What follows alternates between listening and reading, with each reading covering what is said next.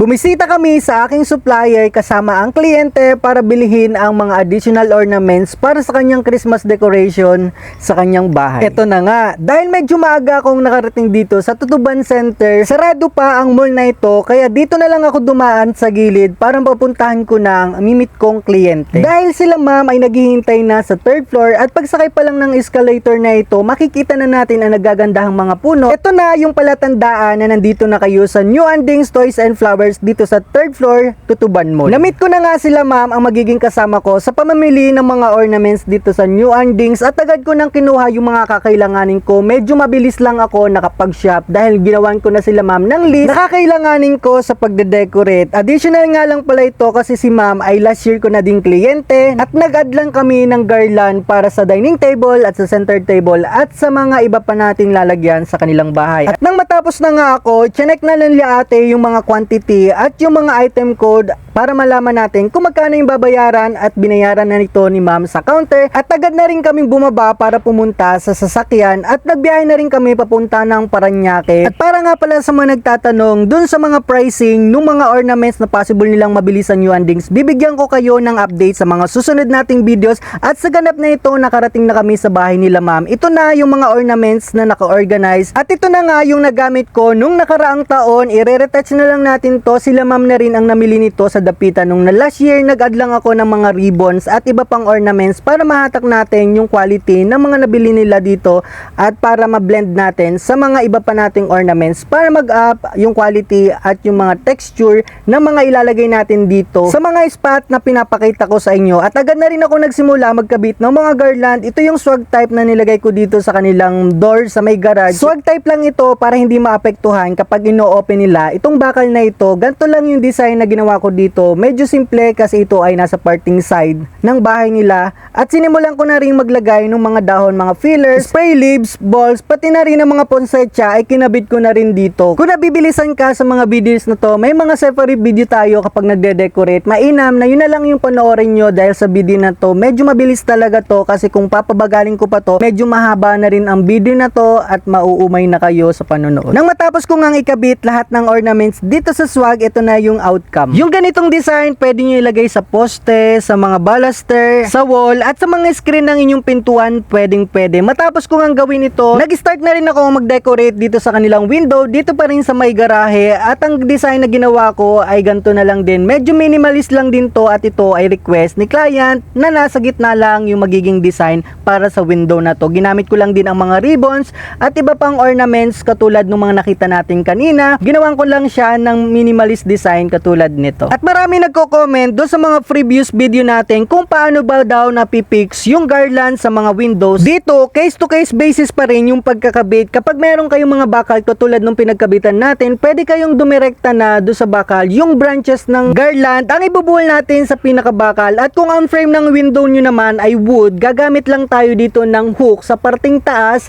gitna at sa dalawang tabi para may fix natin to ng maayos. And doon sa pababa naman katulad nitong pintuan, pwede nang walang hook yan at safe naman yan, kusa na silang bumababa pag bumigat na at nalagyan na natin ng mga ornaments. At paano naman daw kung concrete or bato yung pagkakabitan? Dito kailangan lang tayong mag-drill para mailagay natin yung maliit na hook para pagkabitan ng garland. Kuya, pwede bang gumamit ng double adhesive hook? Oo, pwede naman, pero dahil medyo mabigat yung gantong klase ng arrangement, possible babagsak yan, maigi nang sigurado tayo. At ito na yung pinaka-safe sa mga ginagawa ko sa aking mga kliyente. Before, nagtatry na rin ako ng mga double adhesive na hook. Bumabagsak lang din to, nasasayang lang yung decor, effort at oras sa pagkakabit nito. Ngayon, kung gusto nyo talagang mag-decorate sa inyong wall, sa mga concrete na window, door, kailangan i-consider natin to lahat. Meron naman tayong mga method na pwedeng gamitin na hindi naman masyadong mapangit or hindi masyadong visible kapag nilagyan natin ng object para maisabit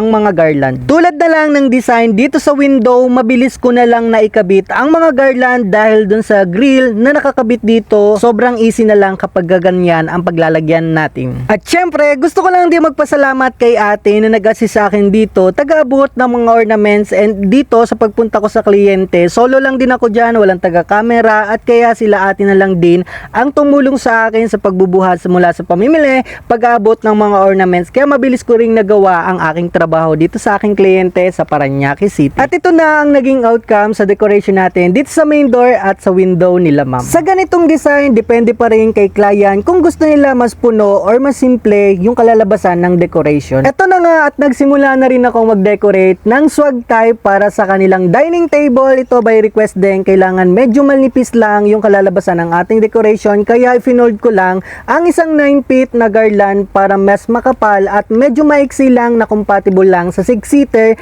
na lalagyan para sa table. At ang mga ginamit ko lang ditong mga pang-decor ay kung ano na lang din yung nakakabit sa window at saka sa door para uniform naman pagpasok sa kanilang bahay. At ito naman yung ribbon na medyo napalan ko ang pagkakagawa dito sa dulong bahagi para medyo pa full effect pa rin ang design kahit ilagay natin ito sa mesa at pwede rin natin itong isabit sa wall, sa door at sa iba pang bahagi ng ating bahay. Tulad nga ng lagi kong sinasabi, dito sa method na to hindi ako gumagamit ng kahit anong pangtali, pangdikit para hindi ma-damage yung mga pang-decor na ikinakabit natin dito para sa susunod na pagde-decorate natin sa ating kliyente. May iba tayong ibabatong mga design, especially kapag mga ganto na kailangan palitan natin yung mga ribbons, mga kulay ng ornaments, kailangan mga ganto lang para na-detach natin, na-dismantle natin. Nang sa gantong paraan, natutulungan natin si client na ma-preserve ng maayos ang kanilang pang Christmas decoration para kapag madami pang panahon na tayo makakapag-decorate sa kanila,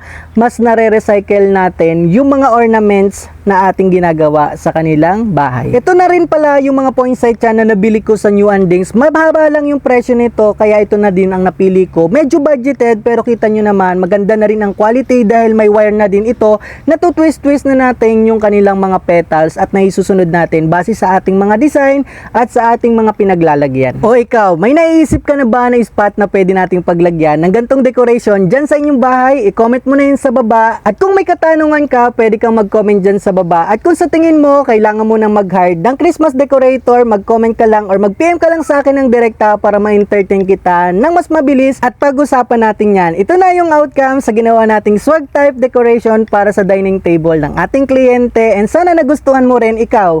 Tuwing anong buwan ka ba nagde-decorate or naglalagay ng Christmas decoration dyan sa inyong bahay? I-comment mo na yan sa baba para malaman din namin. Medyo marami-rami na rin ang ating nagawa habang nagkukwento ako sa inyo kung paano kinakabit ang mga yan at ito yung most requested at mas madaming nagtanong kung paano daw ba ito na ilagay yung garland dito sa pagitan ng wall at mirror. Okay, ang ginawa ko dito, yung mga branches ng garland ang sinasangat ko sa pagitan ng frame at ng wall para ma-fix ko ng maayos at kung nag-aalala ka baka mahulog, 2 taon ko na tong ginagawa dito sa pagkakabit sa aking kliyente and yet hindi naman siya nahuhulog. Dito depende pa rin kung anong klase yung ginamit na object para may kabit ang mga mirror sa inyong wall. Kung may mga gantong spot sa inyong bahay, pwede nyo rin tong gawin but make sure lang merong mga pagitan or spacing doon sa ginamit na adhesive doon sa frame naka-frame at sa pagitan ng kanilang wall para maisuot nyo ng maayos yung branches ng garland. Dito gumamit lang ako ng 2 kulay na ribbon at para mas mapuno na rin yung parting gitna or sulok ng ating salamin at ito yung pinaka-focal natin sa gagawin nating decoration dito. Nag-add na rin ako dito ng mga spray,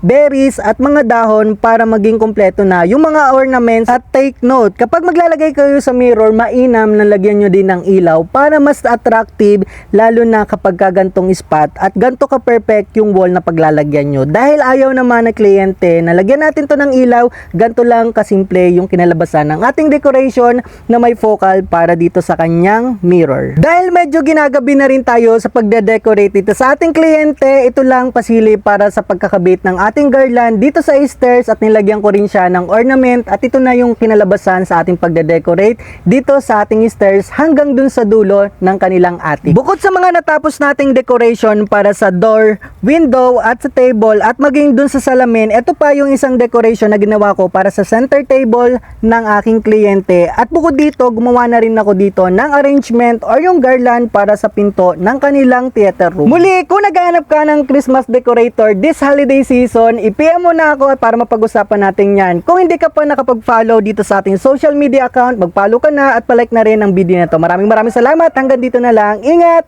Bye-bye. God bless.